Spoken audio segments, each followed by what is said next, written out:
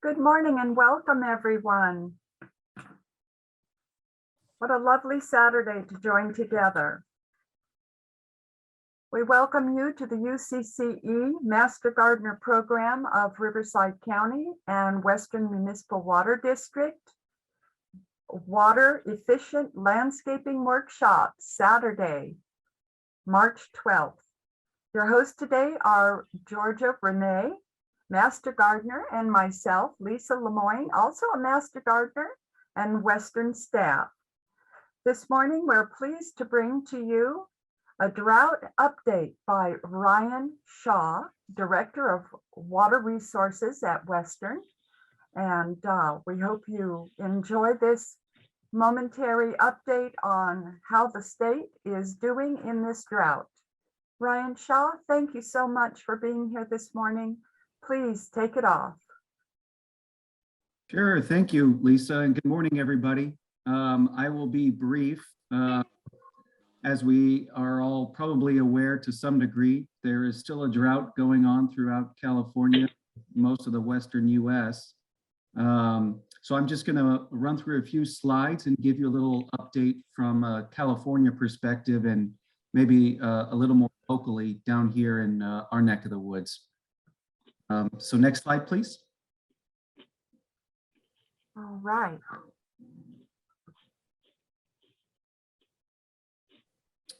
So as many of you are probably aware, the governor put out an emergency declaration quite a while ago now. So that still remains in place.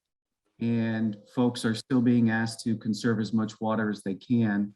There's some specific guidelines that the state wants everybody to follow, but most of it's probably common sense for the rest of us, but there is still an emergency status in play. State Water Project, those of you that don't know, that is a long canal that comes from Northern California, the Sierras. We call it imported water, and it comes all the way down. If you've driven up and down the 5 freeway, which I'm sure most of you have, you've seen it off to the side. The state Department of Water Resources puts out what they call an allocation every year. They take snow surveys, which I'll show you a picture in a moment. But right now it's at 15% out of 100%, so pretty low, reflecting the dry conditions that we're seeing. And there's even, if it stays dry going forward, there's something that they call human health and safety deliveries. So basically there would be no available water for anything other than human health and safety. So drinking water, bathing, that kind of thing. So no outdoor irrigation, anything like that. Hopefully we don't get there. Everybody do your rain dance and fingers crossed for a wet March here, but that's kind of where we are as of today. For those of you that live in what we call the Santa Ana watershed, there are 2 big reservoirs. One is in what's called Seven Oaks Dam, and the other is Prado Dam. Seven Oaks is at the top of the watershed, and Prado Dam is towards the middle of the watershed, just before entering into Orange County. And these numbers, they probably don't mean much to you, but they are very small and low. Again, reflecting that there hasn't been a lot of rain, therefore that we could capture behind these 2 big dams in our watershed. Next slide.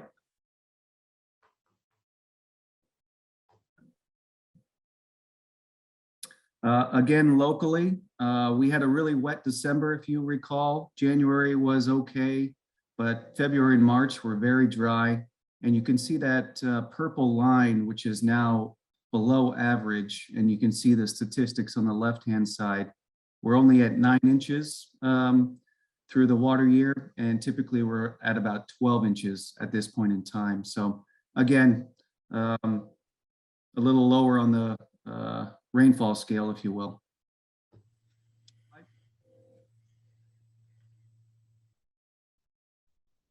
Okay, I mentioned what we call imported water from the Northern Sierra.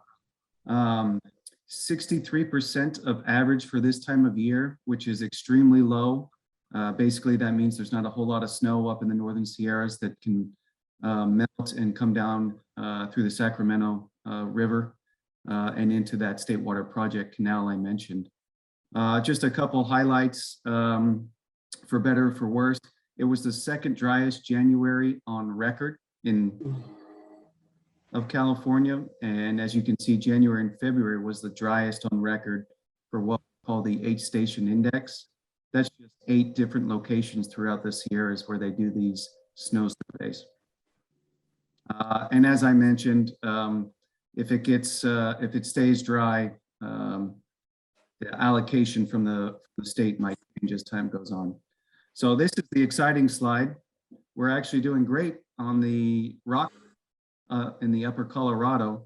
For those of us who live in Southern California, a lot of our water comes from what we call the Colorado River Aqueduct through Metropolitan Water District. And so for years, it's been below average. But as of now, we're looking pretty good, about 95% of average for this time of the year, better than the last few years, as I mentioned. And that will allow Metropolitan to deliver probably a full aqueduct full of water. And they're making some modifications to their system that will allow them to move more of this Colorado River water to areas that typically depend on water from the Northern California Sierras. Next slide.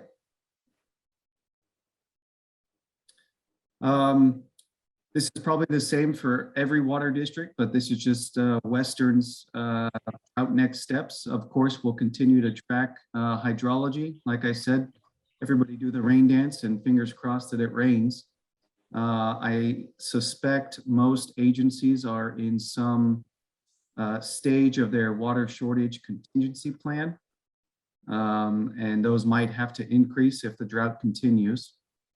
I did want to mention, you'll probably see a whole lot of a media campaign through Metropolitan Water District regarding conservation and the drought. You know, TV ads, radio, all that kind of stuff. And they're spending quite a bit of money on that to get the word out so that we can conserve as we can. Another big effort that actually our district is the kind of leading the charge on is pushing the state, who has quite a bit of surplus funding, believe it or not, to try and use some of that funding for water storage and conveyance projects and or solutions. There's a contingency up and down Northern, Central, and Southern California of water agencies that are pushing the state to utilize some of that surplus funding for water projects. And like every other agency, Western, if need be, will go into a higher stage of our water shortage contingency plan. Hopefully we don't have to, hopefully it rains, but I think that's kind of where everybody's at the moment. And I think that was it. I'm happy to answer any questions anybody might have.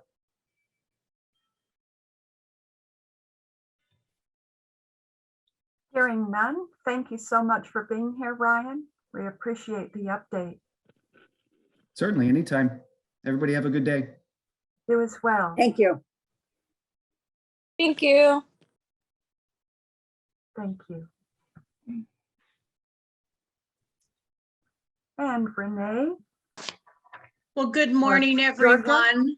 Hi, it's nice to see you all. Before we get started with Lucy, I wanted to share with you some of our Master Gardener events.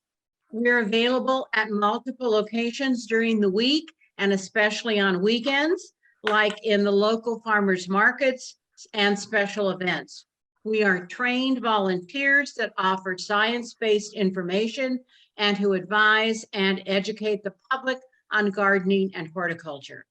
Be sure to look for our table. You'll see a lot of blue at any of these events in Corona, Temecula, meaning Vale and Promenade, Moreno Valley, Murrieta, and downtown Riverside. Speaking of Riverside, at the end of 14th Street in Riverside is the Riverside Corona Resource Conservation District. And on the first Saturday of every month, we have a Master Gardener table there available to the public. And we invite you to come there. It's a public use learning center, and there's a 3-acre demonstration garden showing sustainable practices. Lots of fun for you and your children. Fabulous. And next month, we will meet here on April 9th to hear from Becky Levers, a UCC Master Gardener on Fire Smart Landscaping. Please submit your questions today through chat, and we will submit all your questions at the end of Lucy's presentation this morning so that you can have your questions answered. And let her, also you can contact the Master Gardener hotline with questions that you might have specific to your gardening challenges. Georgia? Lisa, did we want to ask people to mute and to turn off their videos so that there's plenty of broadband width? Yes, actually, and I'd also like to tell you that this workshop is being recorded so that we can post the recording to our websites, both Master Gardener and Western, for those who might have missed or would like to review what the great Lucy has to tell us today. And so please do mute yourselves and save your questions until the end. Thank you. So let me introduce Lucy Heyming. She is a UCCE Master Gardener. She and her husband Frank have maybe not quite so little vegetable garden out back since they moved to their current property in 1996. 18 years ago, they joined the UCCE Master Gardener program, where experts train volunteers to become environmentally responsible and sustainable gardening practices in their community. Riverside County Master Gardeners then created a grow lab on a portion of the Heyming's 5-acre property in 2010.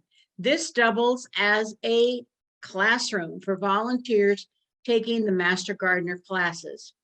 Lucy has given lectures on various gardening topics over many years. It's my pleasure to introduce today Lucy Heyming. Hi, everybody. It's really good to see you. I can't really see most of you. And I have to say, I've given several Zoom lectures, and it's always a little surreal because I get no reaction from the crowd. I have no way of knowing, like, are you getting what I'm saying?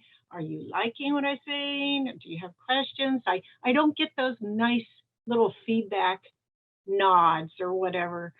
And so it's a little surreal, and I'm going to just try to pretend like you are out there nodding at me, laughing at my jokes, or whatever. So I'm very excited about today's topic, and I'm ready to screen share. Since I can't see anybody, we're going to go straight into the screen share, and then I'm going to do my slideshow. And there we go. Everybody should be able to see it now. So today's topic is low water edible gardening. And as you know, it's presented through Western Municipal Water District's Master Gardener Workshop Series. And I'm excited to be here because this is a great topic, especially after I listened to Ryan Shaw share with us how really dire things are in our climate now, our state. And so this is a very good topic to bring forward. Before I do it, I know a lot of you are Master Gardeners, but those who are not, maybe they don't know what a Master Gardener is. So I always put this at the beginning of my lectures, this little kind of information, advertisement kind of deal.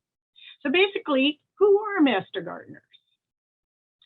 We are volunteers trained by the University of California Cooperative Extension to provide the gardeners of Riverside County with research-based information. Now, there's a lot of counties in California, and most of them have their own Master Gardener program, and they would be dedicated to providing that research-based information to the people in their county. So like San Bernardino has one, San Diego, Orange County, all of those guys, they have them. and we're here to help the citizens of Riverside County. In order to become a Master Gardener, you have to go to classes, and you have to do 50 hours of training, and then you must volunteer for 50 hours to be certified. And it usually takes, I don't know, 10 months, a year or something. And it's quite intense. And at the end of that, you get your certification. But you must continue to do 12 hours of continuing education each year and volunteer 25 hours each year to continue to be certified. So I hope that helps you understand that we're volunteers. We don't get paid for what we do. Why do we do it? For the love of gardening and the love of sharing what we've learned with our communities. All right, today's topic, low water edible gardening. And here we have a bird's eye view of this beautiful backyard that they've transformed into basically what an edible garden is. So for today's discussion, we're going to have a couple of focuses, because our topic actually has two parts, if you think about it. You've got the low water usage part, and then you've got that, which is important right now, and even more important as time goes on, because as we heard from Ryan Shaw from Western, we have a continuing drought, even though in our climate anyway, we probably should be using less water just because we have less water here normally. And with the drought, it just makes it all the more important. So that part, we're going to talk about using strategies that decrease the water input into our landscape, whatever that landscape may be. So that's one topic. The other topic is the edible gardening part. So basically, edible gardening is a gardening alternative that uses plants that are edible. Trying to make sense, huh? Not that hard to think about. I'm going to start with the edible garden part, because I think that's a topic that we need to learn about, and then we can discuss the low water part. So what is an edible garden? Well, first of all, you may have heard the expression edible landscaping before. Essentially, it's the same thing, which is landscaping with edibles. And instead of using ornamental plants and grasses to landscape your yard, and trees, by the way, you're going to try or put edibles in. So it can be as far as fruit or nut trees, certain shrubs, of course, vegetables, but also flowers like edible flowers, and many herbs. So all of those things would make up your garden instead of the ornamental plants. Now, you can take this as far as you want in your garden and still have it be an edible garden. I think it's probably true to say that there's very few edible gardens out there that are 100% edible. Like I could just walk up to any plant and find something edible on it. There are those that do that, but maybe that doesn't work for you, and that's fine. Or maybe that isn't your style, and that's fine. Try to make it as edible as you can. There's so many options. And I've chosen, shamelessly borrowed from the internet, many slides or photos so that you could get inspired, okay, and see what other people have done. I don't know about you, but other people's beautiful gardens inspire me. And I can imagine it's the same for you, that when you see something, you think, ah, that's really a good idea. So on the top, you have a very typical way to do it, which would be some gravel, some raised beds, and your vegetables and everything put in them. And that's great. And that works really well for some people. On the bottom left, you have a really fun idea, although I suspect this came from a commercial venture, maybe it's a coffee place, or maybe it's a little cafe that has this. But even so, I think it's a great photo to give you an idea, maybe to inspire you of how you can do vertical planting in different ways, especially if you have a small space or you need to block something, you can go vertically. And look at these beautiful boxes here with many kinds of, I believe those are herbs, maybe some flowers too. And on the top right, there's also some people who would have maybe their entire edible garden be in pots. And that's certainly doable. If you have a small garden, if you're on a patio or something, you can still have an edible garden. And then the one on the lower right is a truly beautiful little garden. They've integrated a nice place for sitting, and they've got paths, and it's just, who wouldn't want to be there in that little garden enjoying it? It's just so beautiful. These kinds of things inspire me. And here's some more just to give you ideas. Maybe one of these ideas is something you could do in your garden.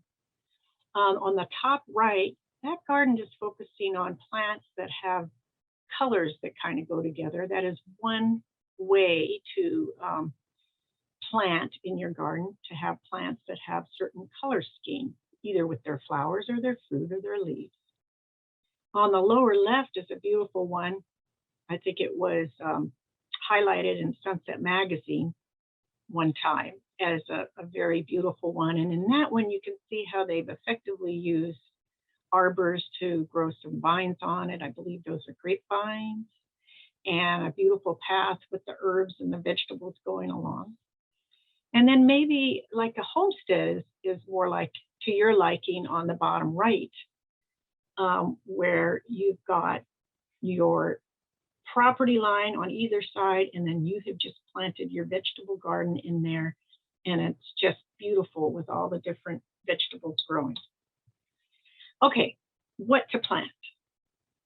First of all, I suggest plant things you like to eat, or you and your family, because personal experience, you know, if I don't like to eat it, then why am I growing it? And so that seems to be a good place to start, especially if you have a limited space. What do you really want to eat, and what tastes especially good from your garden versus something you would buy in the store? Those are things that you might want to focus on. So plant what you need. In that respect, I'm talking about don't overplant, like plant too much. Now, you're talking to me, I'm a glutton for vegetables and stuff, so I'm always putting way too much in, but I do share it. I give it away. I'm committed to sharing what I have with any master gardeners that happen to go by when I'm there, or my neighbors or friends and relatives. A good thing to do is to use disease-resistant varieties, because they will increase your chances of having a healthy crop. It's kind of fun to try new foods with different colors and from various countries. And a lot of times you can find these in seed packets. You may have to grow them from starts. And that's really fun, and it makes the garden kind of sparkle to have something different in it. Okay, what to plant and when? So there's a lot of different considerations that we're going to consider here. Of course, there's the climate. That's one of the considerations, and we know we're in a climate that has low rainfall anyway, and now even less so. You're also going to be needing to consider the space you have. So aside from those things, we want to choose plants based on several criteria. Like I said, what you want to eat. Then you're going to want to consider whether they're perennials or annuals.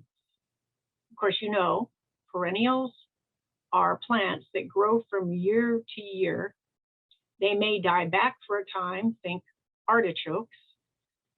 They grow big, they get to be huge, and then they die out, and the next year they grow again.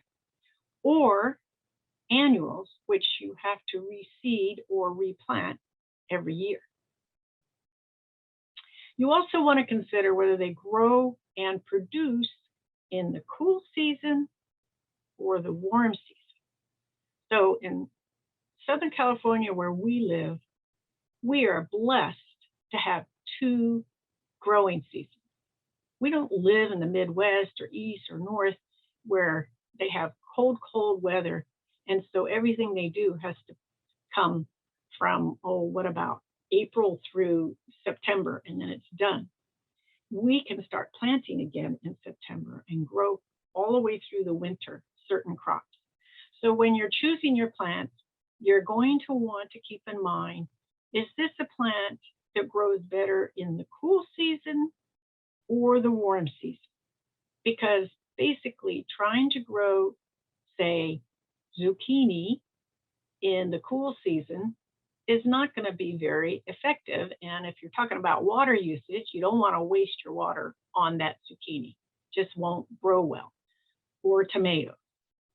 But lettuce, which loves the cool season, does not really like the summer so well. Now, I know because I've tried it, I can grow lettuce in the summer. But I have to tell you, when it gets to be about August, no lettuce wants to be in your garden. And they just go to seed, and that's the end of that. So I decided that for the summer, starting in about late July, I would buy lettuce from the store and wait until September when I could plant some seeds again. Okay, talking more about what to plant, and we are going to discuss now the perennials. In this case, you'd be talking about in your garden, fruit and nut trees. So on the photo on the right, you see there appears to be some citrus lining that fence in the back there. And the only thing I would say about trees that you need to think about is their position in the garden. Because if the sun is shaded from, if the vegetables are shaded by the trees from the sun, then you're going to want to make sure you put your vegetables on the side that still has sun. How about say it that way? Okay, so that's one consideration with fruit and nut trees. You're going to have to think, how big are they going to get? How much are they going to shade? Another top kind of perennial are berries, asparagus, artichokes, grapevines, and other shrubs. So these are all going to be growing year round, although in the case of berries, asparagus, artichokes, and grapevines, they are deciduous and so would not have any leaves on them during the winter. All right, a lot of herbs like oregano, thyme, lemongrass are perennials. So you don't have to replant them every year. And that's one of the great advantages. You're just going to cut them back in late winter and they will grow again, and you will get all new fresh herbs from that. Okay, now let's talk about annuals. The annuals in your garden include things like tomatoes, lettuce, kale, cabbage, peas, and root crops. So you may decide, well, I'm not going to plant all perennials and I'm not going to plant all annuals. I'm going to plant a combination, which includes both perennials and some annuals. So on the photos that you see there, I've got the one on the left is actually from my vegetable garden, and I have some beans there with the onions in between them. And I used some bamboo, and I put that picture in there to show you how you can make a vertical structure for something like beans or other vines to grow on, as the same in that tomato plant on the top right. See how it's been done vertically? So I'm including these so you can see different ways that you can effectively plant something that's tall in your garden and not take up too much space. And then I like the lower one on the right because it's showing the mix of flowers with the chard. And I suspect that this garden is probably one in the Midwest because chard doesn't really grow that well here in the summer. So I'm pointing out to you that's not actually an accurate photo for probably our gardens here, because I would plant chard in the fall and eat it all winter long until it peters out sometime in June, maybe July. And I know that because you see those marigolds. Marigolds are warm season flowers along with the rudbeckias in the background. Okay, so I included this because normally I would give a handout of this, but I don't know if that's going to be possible. So just to make it easy on you, I thought I could put this list here and then you can take a picture of it with your phones. Can you guys do that? I'm going to give you a few seconds while I'm talking about it. So you're welcome to take photos. So anyway, this is a non-exhaustive list of perennial plants that you might consider for your garden, including trees and bushes.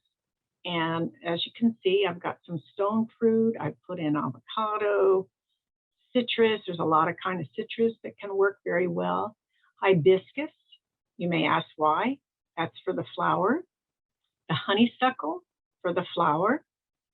And I put in there, you might want to consider dwarf trees if you have a small yard, because you still get the tree and the height, but you don't have to have it take up so much space.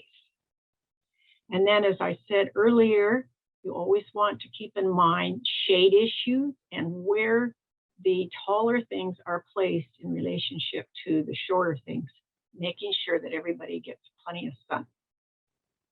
On the right side, we've got the berries, blueberries, strawberries, and then caneberries like boysenberries or whatever. But you got to have enough space for the caneberries. And then, of course, herbs that are perennials are lavender, lemongrass, mint, oregano, rosemary, thyme. There's probably others that I didn't do that you could think of. And then vegetables, artichoke, asparagus, horseradish, Jerusalem artichoke, lovage, rhubarb, sorrel. There's probably more I can't think of. But the point of this is you're going to have these perennials. They're going to stay put. So they kind of are like adding structure to your garden. So wherever you put the perennials, you're probably not going to be digging it up a lot. And so that's going to be in place. And then you're going to put your annuals in between those where they can fit and still get enough sun. Does that make sense? So when you're going to plan your garden, make sure to give a little room here and there for your annuals. Or you may want to put all your annuals in one separate place. It's up to you, but it's kind of nice mixing it up. Okay, here's an annual plant list. And as I said earlier, where we live, the climate is good. It's actually great for 2 growing seasons. So on the left, I have the warm season plants like the onions, the beans, corn, cucumber, pumpkin, squash, zucchini, eggplant, peppers, tomatoes, and then of course herbs. These are the annual herbs: basil, chives, fennel, and parsley.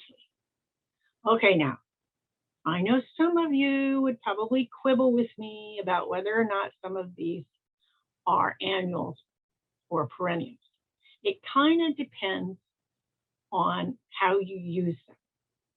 For instance, if you plant a fennel, it could actually live there for years. But if you're going to eat that bulb and pull it out of the ground, then you're really treating it like an annual, right? So I put it here, not knowing exactly how you're going to use your fennel, but I would assume if you're going to eat it, that it would be gone after one season. Does that make sense? And let's see, chives. Now, chives really are perennials, but you could treat them because they grow so much. You may want to dig them up and treat them more like a annual. Okay, cool season are carrots, celery, members of the cabbage family, including broccoli, cauliflower, kale, kohlrabi, and then greens. Greens are so wonderful in the cool season. You can grow them from September through June. I mean, half the year, more than half the year. It's incredible how many greens that you can grow. Just keep them going. Once you pull them out to use, you put in more. You have it constantly going so that you can be you're able to harvest.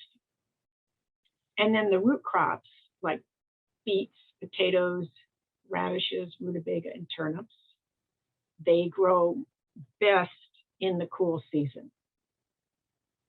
Then there's peas. So beans are over in the warm season. Peas are over in the cold season. Herbs like chamomile, chervil, cilantro, cress, and dill, all of those are cool season annuals. And if you try to grow them in the summer, like you can try to grow cilantro. Sometimes I do, but I have it in my house near the air conditioning by a window, okay, because it really doesn't like heat. Okay, herbs are a wonderful accent from in your garden. And I've got some photos here just to inspire you.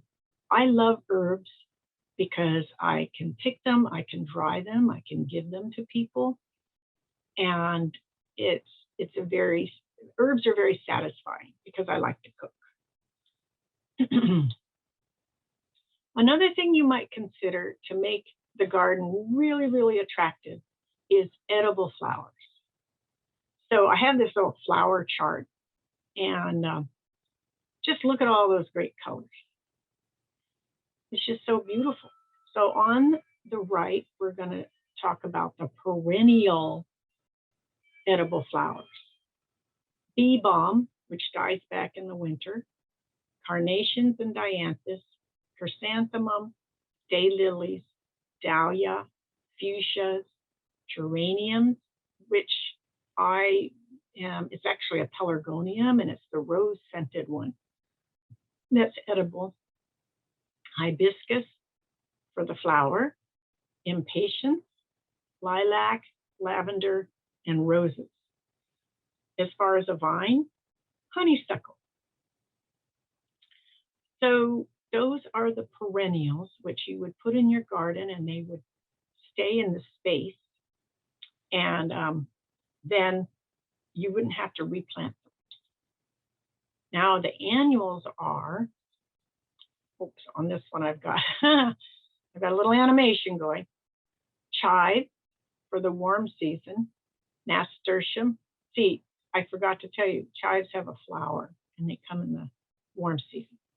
Nasturtiums, squash blossoms, sunflower, and that means in the sunflower family, so daisies and dandelions. Cool season, you've got borage, calendula, chamomile, nasturtiums, snapdragons, and violets, Johnny jump ups, and pansies and violas. They're all edible, the flowers. And they really add a lot of pizzazz to your salad, say, in the center of the slide, you see a salad with some pretty flowers on it. Although technically, yeah, you could put that daisy in there on the right, but you wouldn't want to eat that part, the center part. You only want to eat the petals. And an nasturtium, very tasty looking. All right. We've discussed what to plant and the many possibilities for creating a creative garden in your own space. I really love the photo on the right because it's not so linear. It's got nice soft edges and it's just very beautiful. And you can see how they lined their bed there with bricks, and then they've got their path, which has the larger wood chips, which looks quite nice. They have some height in the middle. And it would be fun to see that garden year round.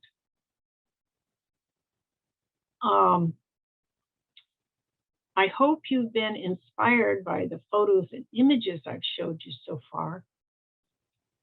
But now we're going to move into part 2, and that is strategies for low water gardening. So we're going to start with, it's important to prepare the site well beforehand. So in a minute, I'm going to discuss with you a need to make a plan first. So this guy here, he's already got a plan of where he wants to plant things.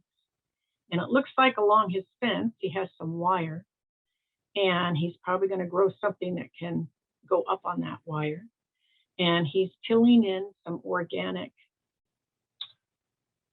something organic, either compost or maybe something from a bag or whatever. And that's providing a rich, healthy, nitrogen-rich soil.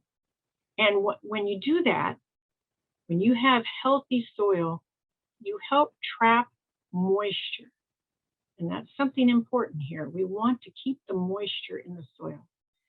And it helps improve aeration, and it boosts the microbial activity, which feeds your plants.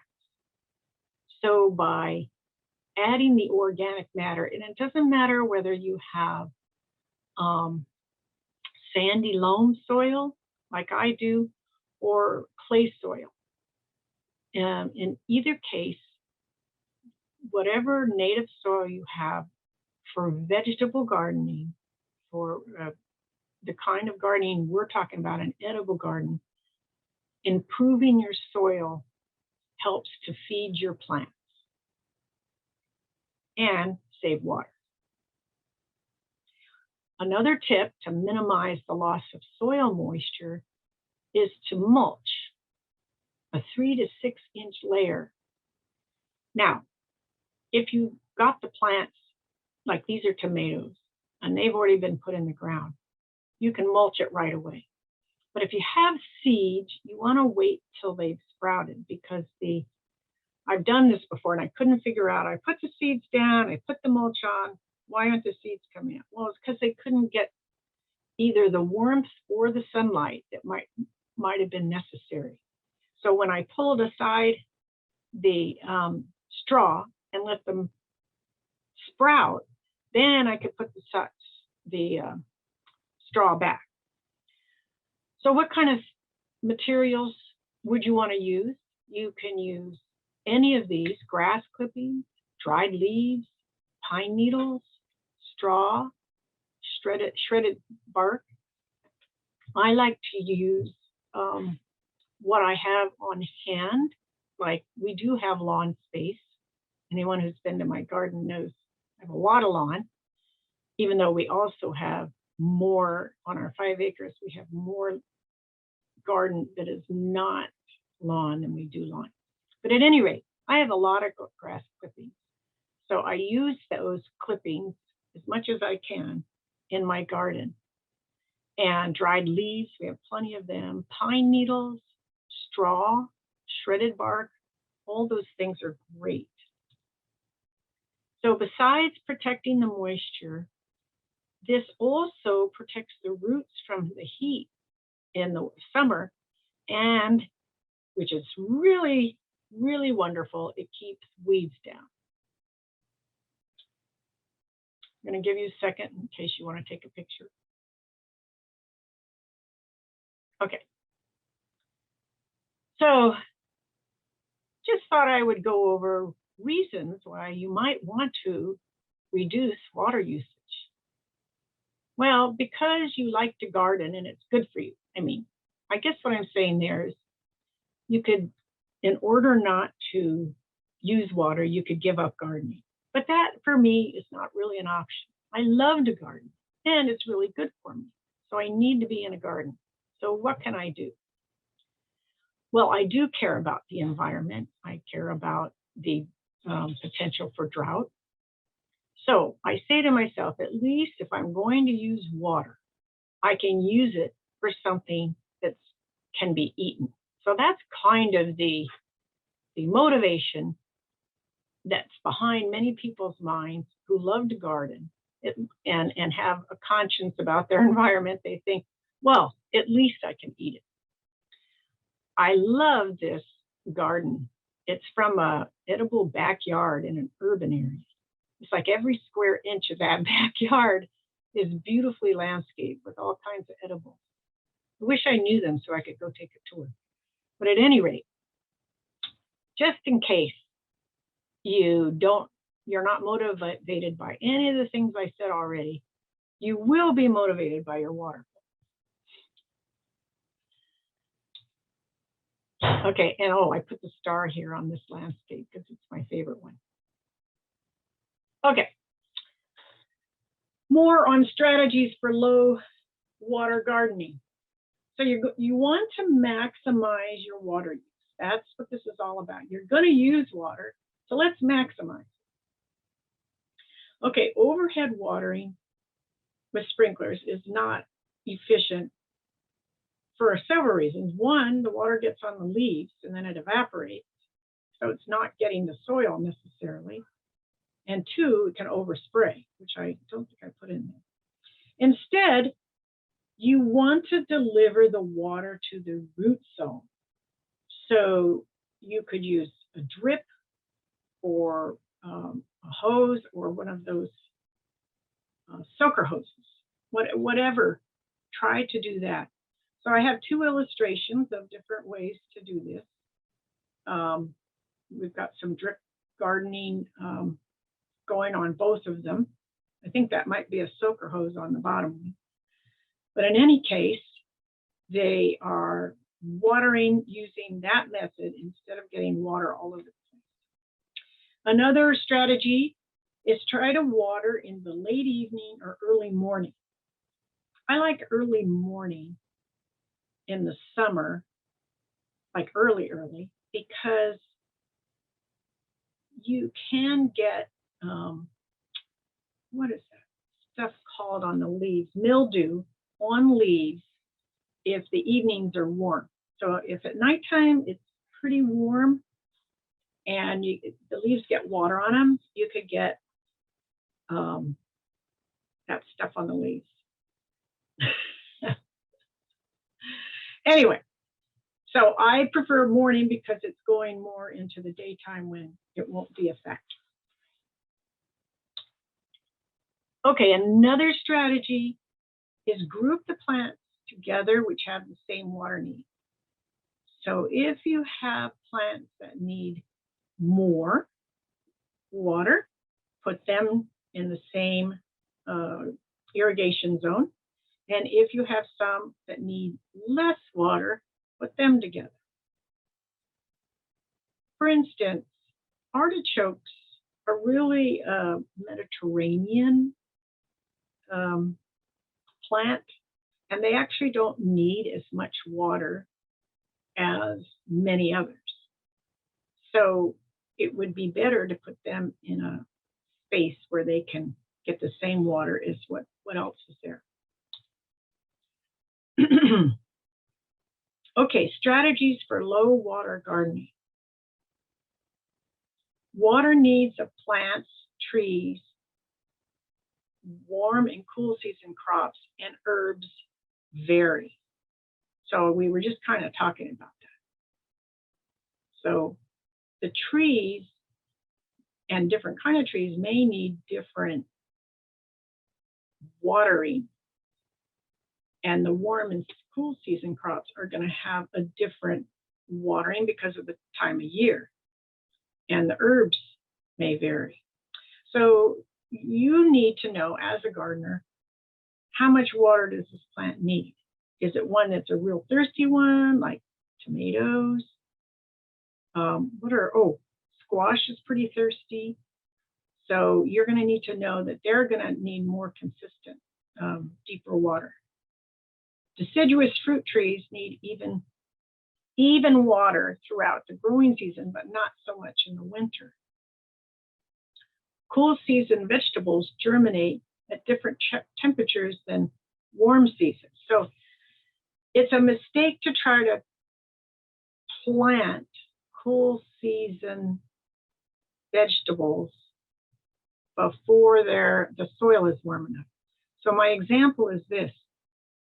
If you try to plant pumpkin seeds, say in January or February, they're just going to sit there. They're just going to sit there in the ground. They're not going to do anything. I did this because I thought, oh, I can plant some of these. That was before I knew there were different times of the year that certain plants would grow best in. And lo and behold, come March, when the soil is beginning to warm up and the evening temperatures and nighttime temperatures aren't so low, those little pumpkin seeds just grew. In fact, I couldn't stop them. They were everywhere because of pumpkins from prior years. And if you have pumpkins, you know what I'm talking about. So my point is, be sure when your particular plant that you're growing, find out whether or not it's going to germinate in the cool season or warm season. No, ooh, sorry, I have to put my cat outside.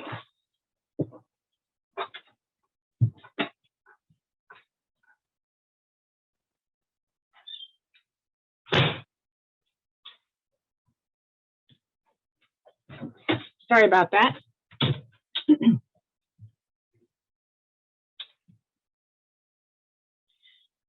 One good thing, though, is you can start your warm season crops indoors. So don't put them outdoors before they're ready, like I said about the pumpkins. You could start them indoors. And the water usage you're going to have indoors is going to be way less anyway than what you might be putting on your plants outside. Plants in the ground have different watering needs than in pots. So potted plants need more water in the summer. They really take a beating because they're above the ground, so they're not insulated like plants in the soil are. So you really got to be careful with them. Their watering needs are going to be greater.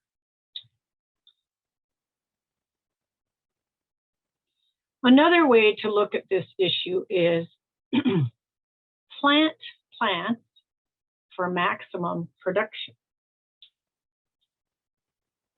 So there's certain prolific varieties of plants that yield bigger harvests, and you want to choose those ones because you're getting more bang for your buck, so to speak. So summer and winter squash, indeterminate tomatoes, those are the vining ones that go all over the place. Cut and come again crops like lettuce and kale are going to give you a bigger bang for your buck because you can keep harvesting that lettuce. You can keep harvesting that kale over a long period of time. So root vegetables give you a bigger bang because you can eat the leaves as well as the root. So that's pretty cool. So you may want to choose plants that you get maximum production. And it was suggested in some of the reading I did that many heirloom varieties are better at low water usage than the newer hybrids, because they had to exist in conditions where maybe they didn't get that much water. That would depend on where they came from. And there's a group of people called the dry farmers, and you can go online to their website, and Oregon State University has a dry farm program website, and you can get a lot of information from them if you go to that website, like a whole list of dry crops if you're interested in that. Another suggestion is to plant more vining crops like cucumbers, squash, beans, peas, and melons, because they require less water for the amount of fruit you're getting from them. And you can maximize the space that you're using if you grow them on a trellis. Okay, so these are drought-resistant crops and varieties. And I know this is a terrible, terrible image for you. It's hard to read even, but I wanted to show you it exists, and you can find it at this website. So the Sonoma County Master Gardeners up north, if you go to that website, or you could just Google them, say Master Gardeners of Sonoma County Drought Tolerant Crops, you're going to come up with even a better list than this. And it is the only way I could figure out how to do it, because I had it on my phone. I couldn't figure out how I could get it on my computer because it won't let me do that. So I put it on my phone, and I made a photograph of it, and then I stuck it in here. But I'm telling you, if you're really interested in this, you can go to that website and you will find a whole list of these plants. Okay, so we talked about the strategies, and another strategy, approaching it from a little bit different, is start with good vegetable gardening techniques. And anytime I teach a class on vegetable gardening, I always teach basics, because basics are going to be about using the best gardening techniques. So one thing you can do, as I talked about it earlier, is map your garden area. So you can plan it out and know what's going where. In your particular garden, you may already have some trees or vines or something you're going to keep. So on your map, you would put, all right, this is where that tree is in reference to everything else. And then, as I was talking about, trees are going to make shade. You're going to want to know where the sun is going to be covered up by that tree, where the shade from that tree is going to go on your garden, and then plan accordingly. Okay, make sure that your garden gets 6 to 8 hours of sunlight. Most vegetables, especially the warm season ones, must have 6 to 8 hours of sunlight to get the best crop. And, you know, people will tell you, well, I grew it in the shade and it worked. I know that. I know that you can grow things a little bit in the shade. I've done it because I get some shade on part of my garden. But I will tell you, the part of the garden that gets the shade early, like I have a part that starts getting shade about 1 o'clock in the summer, and then that shade grows. That is my least productive part of the garden. And the other part that has at least 6 to 8 hours does fabulously. So if you can have sun, okay? If you can place your garden somewhere where you get sun, do that. because it's going to matter. Okay, you're going to want to have a source of water or irrigation. You know, you're not going to want to bring in buckets or something. Make sure you have at least a faucet and a hose right near where your garden is. It sounds dumb, but I'm sure you've got to figure that out if you live someplace, say in an apartment or something. You got to figure out how are you going to water it. Okay, composted material, about 5 to 7% should be worked in to your soil, as I talked about earlier. And then you're going to have to consider fertilizer. Vegetables need fertilizer, especially the summer or warm season crops. They need to be fertilized regularly. Okay, so here shows a little map someone made of what they're going to do. And keep in mind that plant sizes are going to vary. So give enough room. Like, I don't know why, but I keep thinking I can plant zucchini too close together. And every year, I'm sorry I didn't give it a little bit more room. This year, I'm determined to give my zucchini plenty of room and not have to crawl around trying to find a zucchini in overlapping branches. Okay, make your map, draw the vegetables on the map, include planting dates. Okay, where do you plant? You want to plant on as level, sunny area as you can find. When I say level, if you have a garden that's got more of a slope, then you can make like areas where the slope is flattened, like stair steps, right? If you can do that, you can do it on a slope. It's going to be a little harder because I think the water is going to drain down, so that might be harder. But a level area is pretty important. Otherwise, the water just runs off. Well-drained soil, fertile, friable soil, and as I said, near water supply. I'm going to talk a little bit about plant nutrition.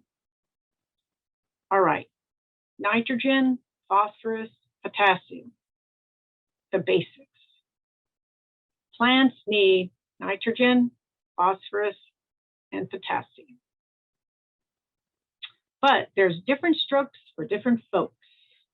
Some people insist on doing organic, and others think it doesn't matter, synthetic is just fine. And there's a little bit of difference in them, and they both work. Synthetics feed the plant and work fast, more like sugar to people, whereas organics feed the soil and work slow like whole grains. So it's just a choice. The main thing is to do it and do it correctly according to what the labels say on the source that you have for your fertilizer. Also, there's the idea you could either spray it on the leaves or work it into the ground. So one is quicker, the applying it to the leaves and spraying, and the other is slower, working it into the ground. So which would you do? It really depends on the situation. There are times in a place of your garden where it would be easier or better to spray. And there are times when putting it in the soil. I prefer putting it in the soil if I can, because I don't have to do it as often. Because if you spray, you've got to do it every couple of weeks. And I just have too much garden to be going around spraying everything. I wouldn't have a life. So I'd rather put it in the soil and then do it, say, once a month or every 6 weeks. All right, you want to consider that fertilizer percentages are different for specific plants, certain plants, okay? Now, on the lower right, you see the Master Nursery multi-purpose fertilizer 16, 16, 16. multiple use fertilizer. You can use it on your shrubs, your trees, your lawns, your flowers, and your vegetables. Easy peasy, just throw that on everything, everything will be fine. Well, I'm sure there's people who do that and swear by it and it works in their garden. And I know that there's people who would feel like that isn't the way to do it at all. And I'm more of a specific, I have vegetable fertilizer, and then I have my flower fertilizer, and I use organic. That's just me.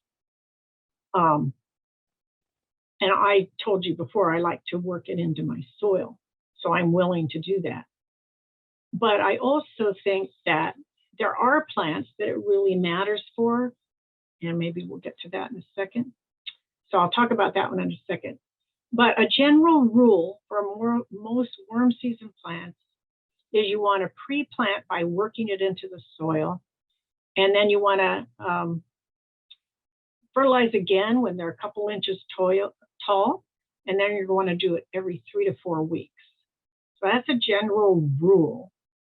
And that would be the minimum. You don't want to over fertilize either.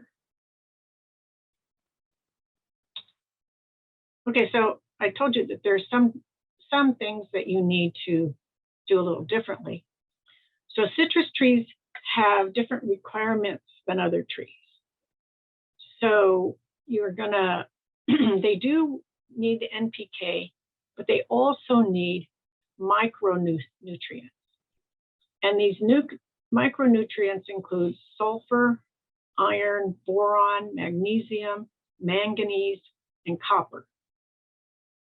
And fertilizers for citrus vary in their micronutrient content, depending on the manufacturer. So I have an example here. I don't even know if you could read it, but it's got nitrogen, phosphate, potassium, and then it has magnesium, sulfur, manganese, calcium, and boron. So that's what this particular one, I just put it there as an example. What I encourage you to do if you have citrus trees is to buy a fertilizer that is for citrus. A lot of times they'll say citrus and avocado, which is fine. So you can look on the back, and what you're going to look at, it'll have its NPK, that's fine. And then you're going to look and make sure that it has these particular micronutrients. They don't need a lot, that's why they're micro, but apparently they're very important for the overall health of the tree. So that's just go back to that. That's just for you to keep in mind if you're going to fertilize your citrus tree. All right, let's talk a little bit about irrigation and watering. So if you have for irrigation, you probably are going to have it on a timer. But it's always important to look and feel the soil, look at it. And that's because temperatures vary a lot, especially this time of year. It kind of goes ups and down. And it may look like there's no water in your plant. And if you go into the soil a little bit, if you dig around, maybe there's plenty of water. So when the temperatures are pretty low overall, especially nighttime temperatures, you can probably not water as much just because of that. But it's up to you to get in there and look at it a little bit. And it's good to water deep and slow rather than quick and fast, because if it is very dry, it's just going to be on the surface and it's not going to be deep. Ideal would be to water 1 or 2 times a week, but that would mean that you would probably have to be mulching and have your water on for a long enough time that the water gets down into the root well. You're going to want to water consistently. Vegetables love consistency, and especially those warm season summer crops, they really need consistency and making sure that if they get, no water for a while and then they get too much, that you don't get as good results. Use drip irrigation and mulch.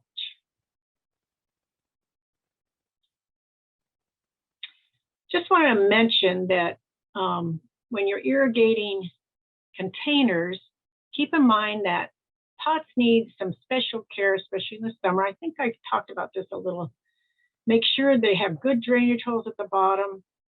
You can run a drip, as I have on the left. You can run a drip so you don't have to be doing it, and that makes sure you're consistent. But they especially need to have enough water in the summer. Okay, so I hope I've inspired you. We discussed what is an edible garden, and we talked about what kinds of plants that you can consider putting in it. And then we talked about good practices for having a successful garden. And we talked about the strategies for growing a beautiful low water edible garden. And then looking at that photo on the right, like, that's really inspiring to me. So beautiful.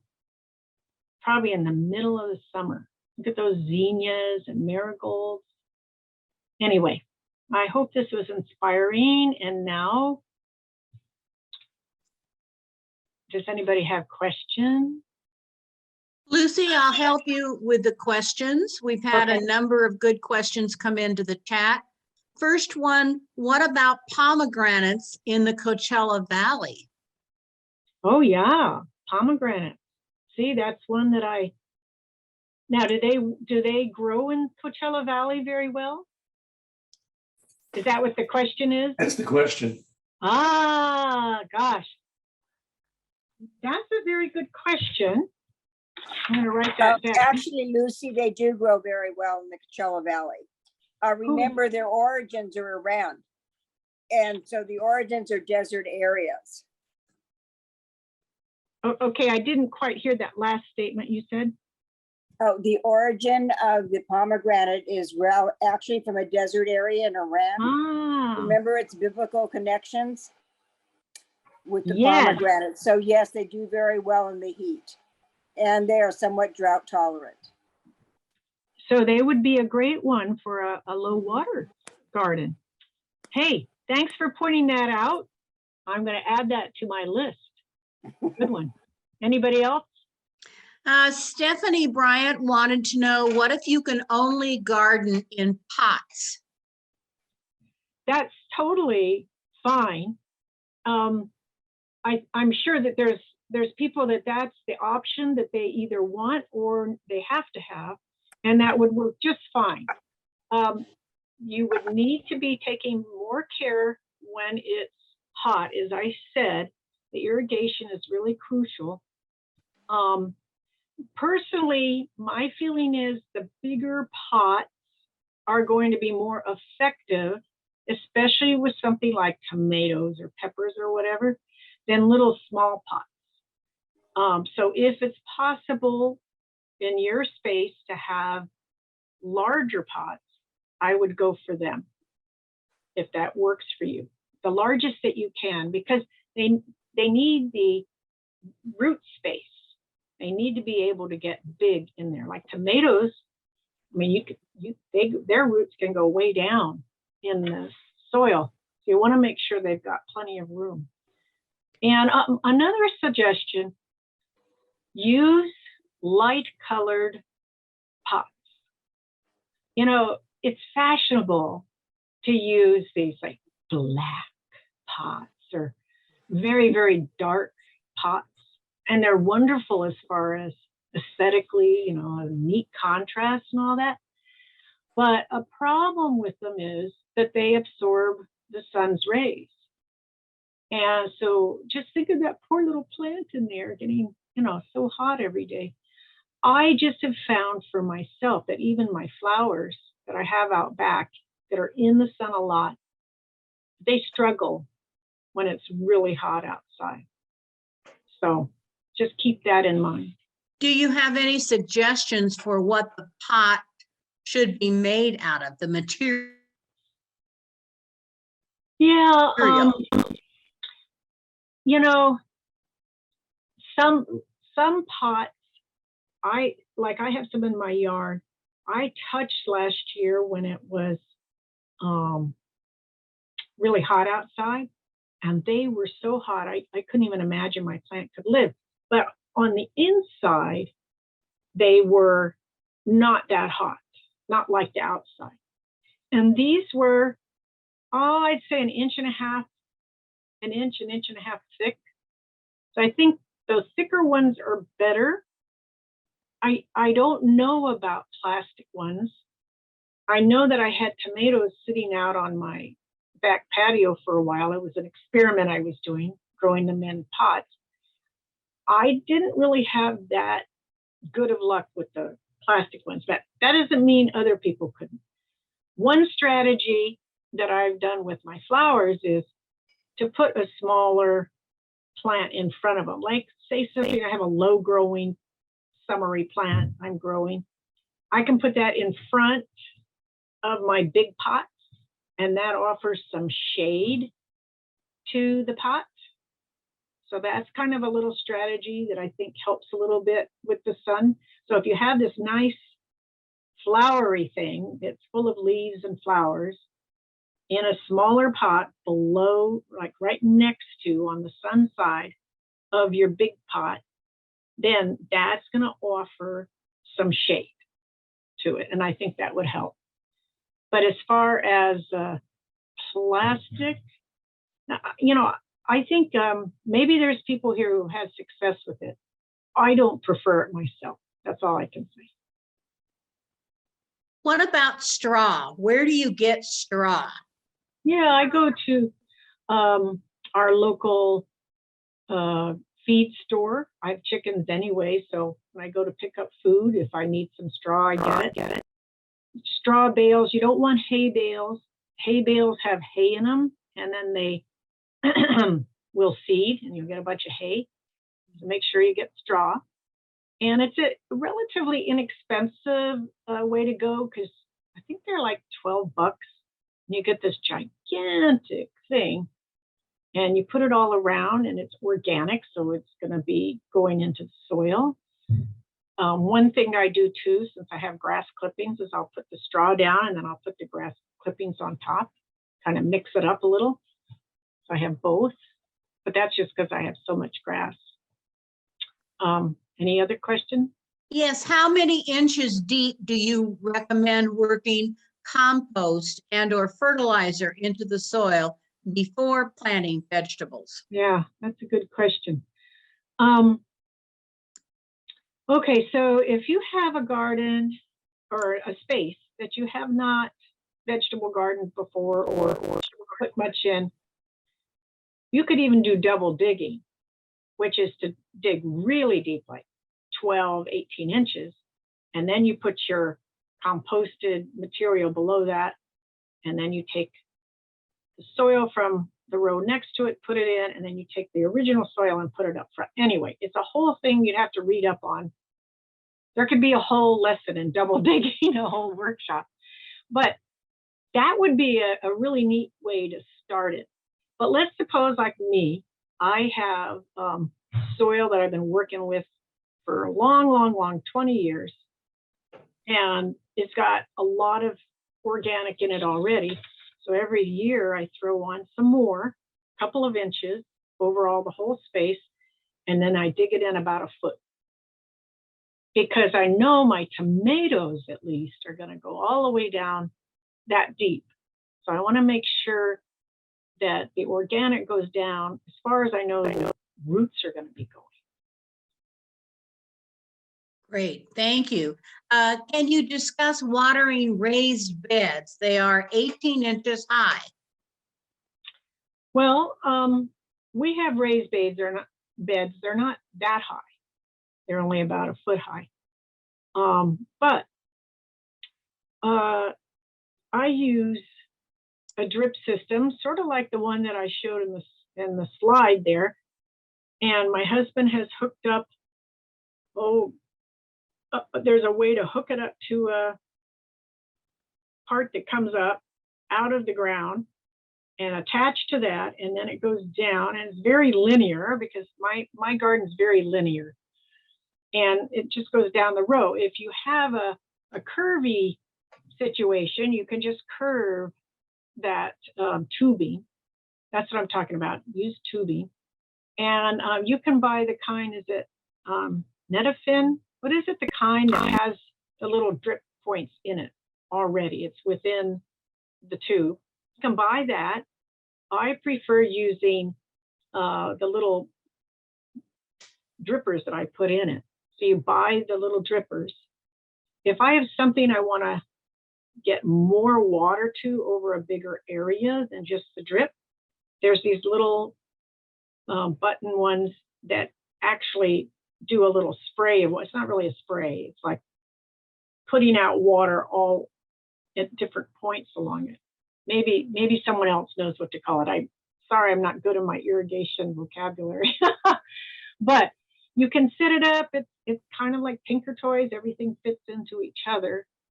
I don't know if that's what the person was wondering about, but you have to have a source if you want it to be on a clock. Then you have to have the electricity go up to that, and I'm very lucky. My husband does all that for me. I just say, I want irrigation there, and he comes and puts it in. But I know that from helping him that he's got clocks, and he's got an electrical line going out to where it hooks up to the water source and then tells it what time to open up with his siphon valve or whatever that thing's called.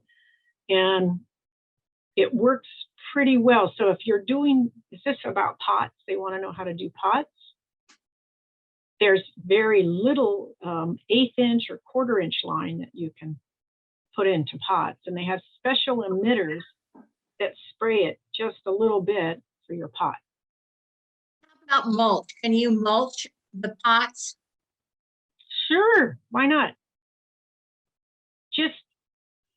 Okay, the thing about mulching that I probably didn't say, which would be good to bring out, you don't want it to drown your plant. You don't want it to be up against it, because then your stem and root crown could get a disease from being too wet. So you want to pull it out a couple inches. And then what you're really covering up is the soil around it. And yeah, maybe you'll get a few weeds up right next to the plant, but those are easy to get out. It's not like you have to do the whole area. So I would, now the question was about mulch, like That, can you mulch pots? so. Getting back to the pot, yes, you can mulch it. Just make sure you don't mound it up against the stem. You've got to keep that clear. That's the point. And when you water, what's going to happen is some of that mulch is going to go back where you don't want it. So you may have to keep pushing it. But sure, why not? It might help with, especially the summer, it getting too much heat. What about weed barriers? What's your opinion or experience of using weed barriers?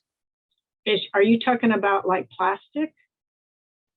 I'm assuming like landscape cloth. Yeah. Well, yeah. We've used it and not used it, so we have experience in both ways. In the beginning, it's really, really great. And then as it deteriorates over time, it's really, really annoying. And that's about the size of it. I think it works. And yes, just, it's like everything. There's advantages and disadvantages. So the advantage is you lay it down, you put your mulch over it, and then you have no weeds. But what happens over time is the weeds blow in. The bark that you put down deteriorates or whatever, and you get a bunch of soil in there. And then the weed seeds grow, and now you actually have your barrier, and then you have weed seeds growing, and you have weeds going up, putting the little roots down inside of it. And after 5-6 years, well, actually, we have some that's probably 10 years old that's still there, but it's in parts of the garden we don't like walk on too much. But if you're out there gardening and moving around, then so anyway, you asked.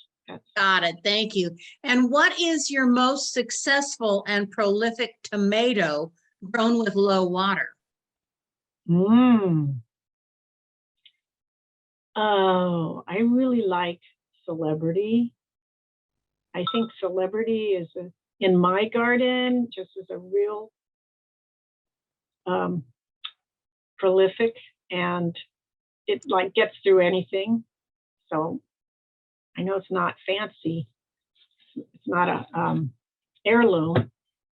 You know what else works is cherry tomatoes, like the all those cherry tomatoes. Doesn't matter what happens. Well, except spider mites. Yeah. Spider mites are. I'm not even going to go into that today. But I really like the. They're kind of foolproof. You put them in and they just grow. So I like them a lot.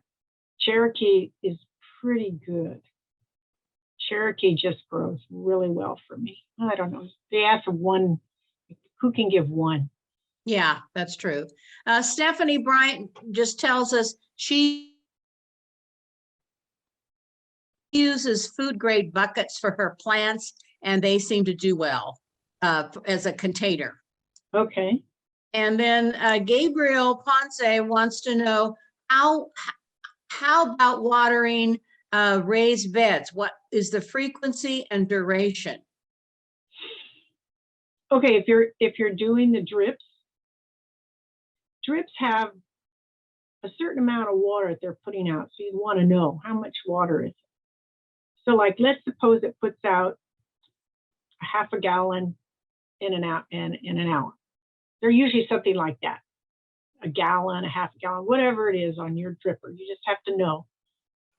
And then you're going to figure, okay, if I do it, if it gives a half a gallon in an hour, then how much do I want? So do I want it to be an hour twice a week? That would be 2 gallons per plant per week, right? Is that adding up? Because I would be doing it. Oh no, if a half hour, that'd be 1 gallon. So you have to know how much does that tomato need in a week. And I might have to experiment it with it, like check and see that is getting to it and it's giving it. And then checking down to see how far did it go. So if you don't know if it's getting down there, try to dig down and see, is it getting down deep enough with the amount that I've given it? So if you have one that gives a gallon an hour and you do it a half hour, you're going to get half a gallon. If you do that twice a week, that's going to be a gallon. So you just have to know, is that enough for your plant? So you try it out.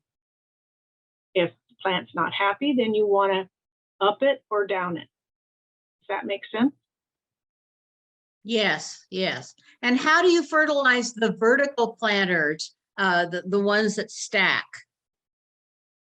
Oh, you mean those ones going way high? Yes. Yeah. Yeah, that would probably be spraying unless you want to get on a ladder and go do it. But spraying can be very helpful in times in situations like that. But then you're getting spray all over. You have to try to have a wand or something that puts it up. I don't know. I mean, I haven't done it, so I can't answer it. But a vertical plant that's in the ground, you would just be doing it in the ground. So I don't think that was what the question was. I would think that you would have to make or have somebody help you make some kind of a drip system that followed the pathway of all of those planters. And that would take some time. I know. Well, that's for someone who really has a lot of time on their hands. I actually just want to go where it is and sit and have a cup of coffee. Yes.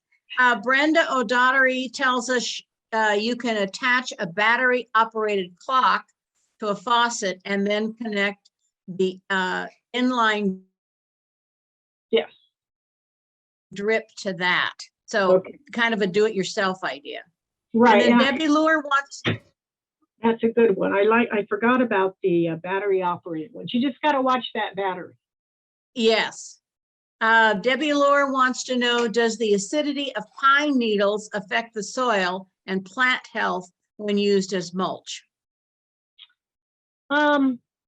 You know, California soils are a little more alkaline generally.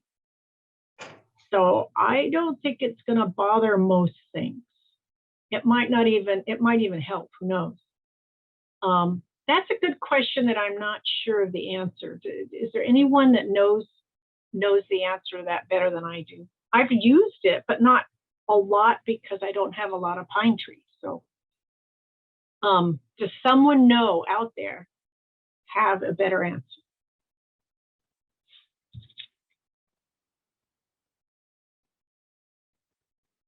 No one's speaking up, but I'm sure it also depends upon, like you said, the soil to begin with. So maybe experiment and see what it's like. And then Lucy, we have lots of thanks and lots of great presentations. Thank you so much, Lucy.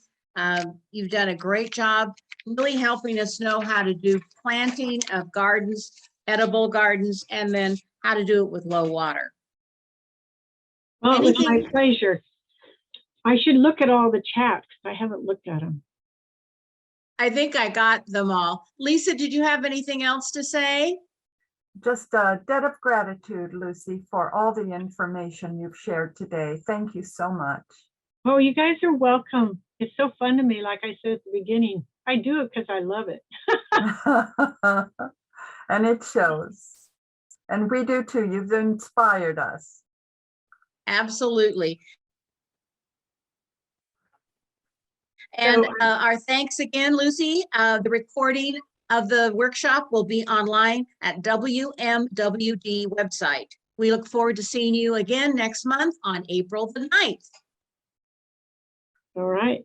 Have a lovely weekend, everyone. Yes, you too.